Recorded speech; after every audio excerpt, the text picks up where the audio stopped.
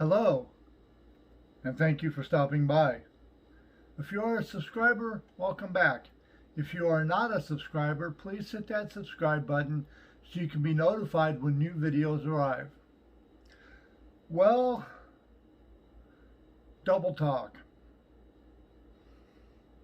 Have you ever heard that phrase before? You know, one person says one thing, then they say something totally different in the same breath, and it makes you wonder what they're talking about. Well, on Donald Trump's official Twitter page, he said that Emily Murphy, who is presiding over the transition of Joe Biden into office, he wanted her to go ahead and start the process. But in the same breath, he said that just because they're starting the process of Joe Biden getting into the White House, that doesn't necessarily mean that he's actually going to get in and that they're going to stop the lawsuits. I don't get it. And now they're bringing up a lot of things about a guy by the name of Eric Coomer. Coomer. Eric. Apparently he worked for Dominion.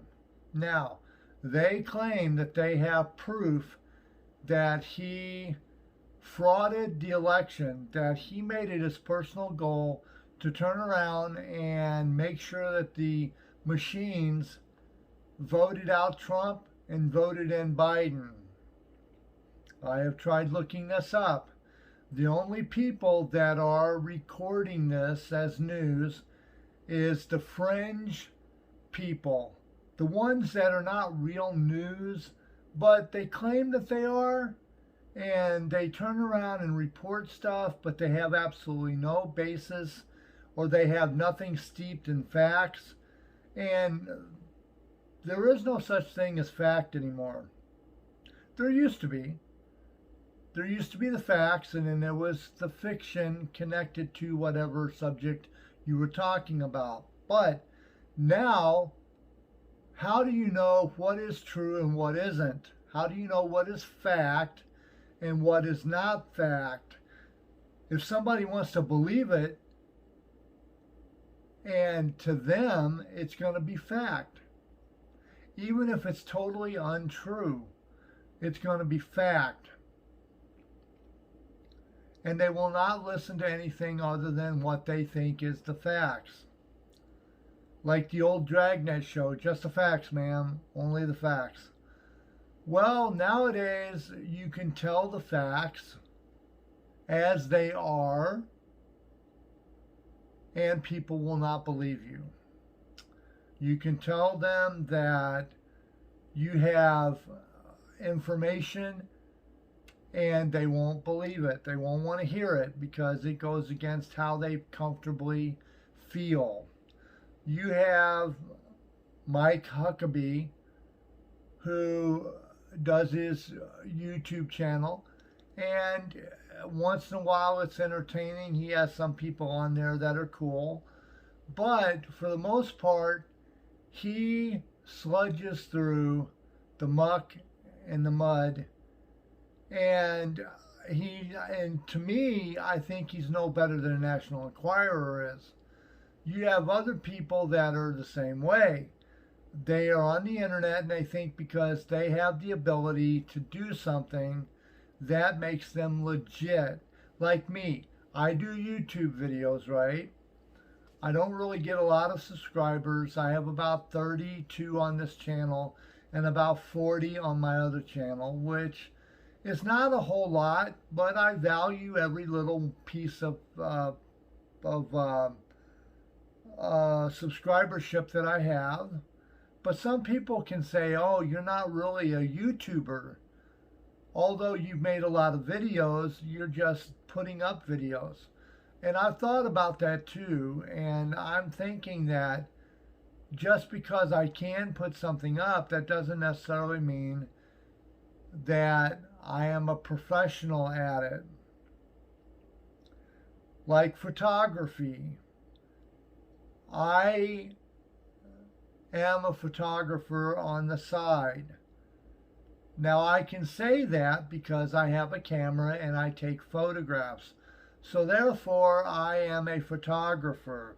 Even if I don't know anything about photography, I don't know anything about lighting, zooming. All I know is that I see somebody in front of my camera, I take a photograph, and I can call myself a photographer now. I don't have to go to school. I don't have to learn anything because people's ideas have embraced mediocrity instead of professionalism. The one thing that separated Playboy magazine from the rest of them was that Hugh Hefner, although he did like naked women, he strived to bring it out of its nakedness and put it on a platform that was higher than everybody else. He didn't want his magazine to be called Sleaze.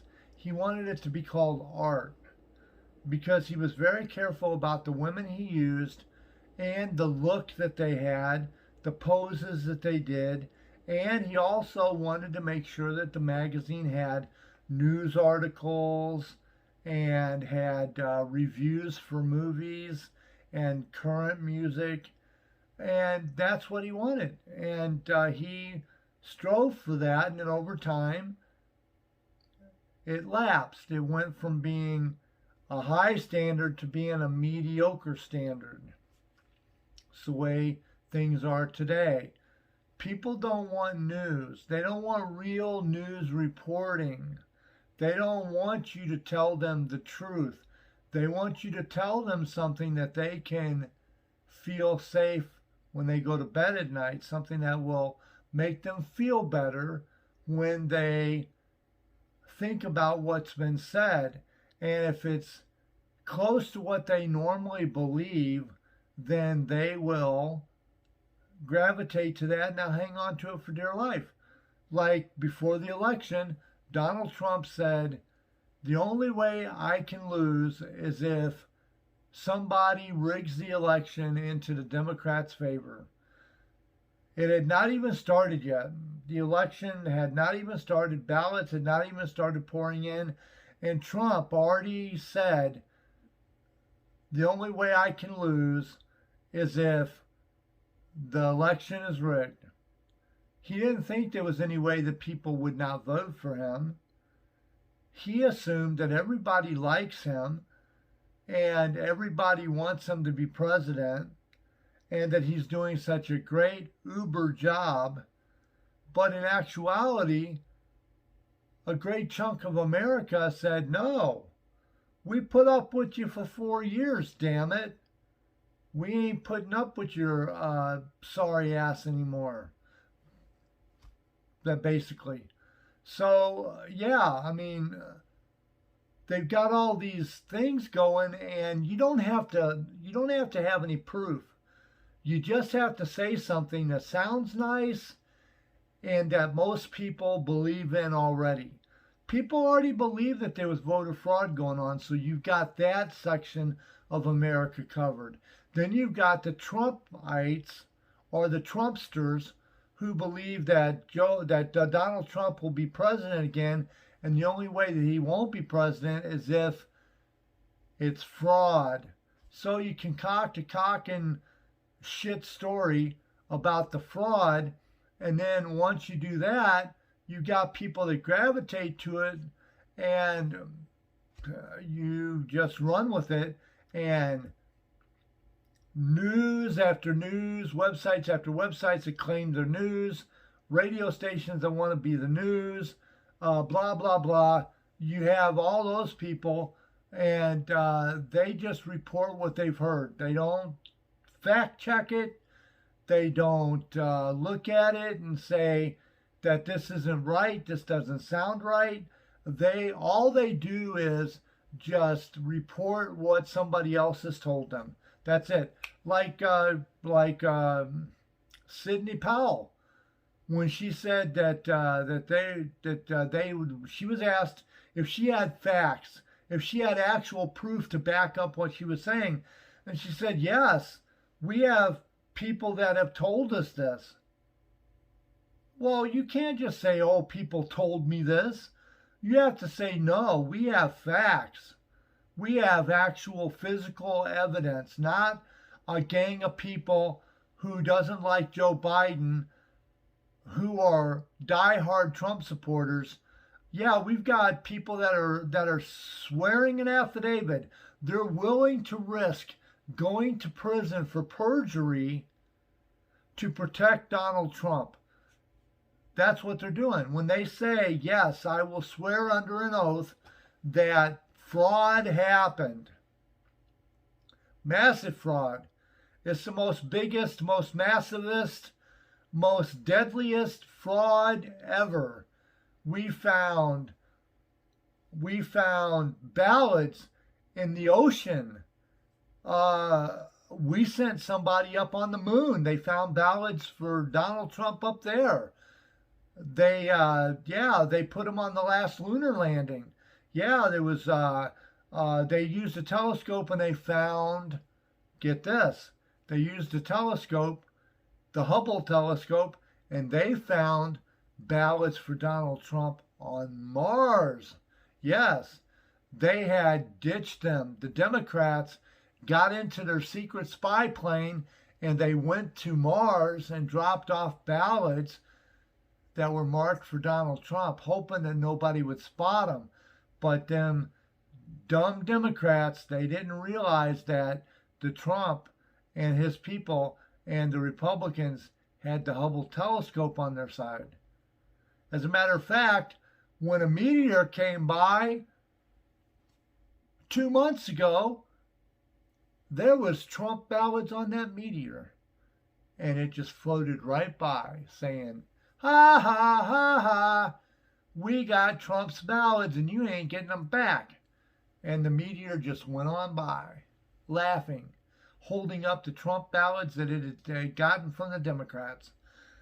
They drained a swamp down in Louisiana. Yeah, they drained a swamp, and guess what they found? They found a whole bunch of ballots down there that was being eaten by alligators. And them alligators was eating them Trump ballots.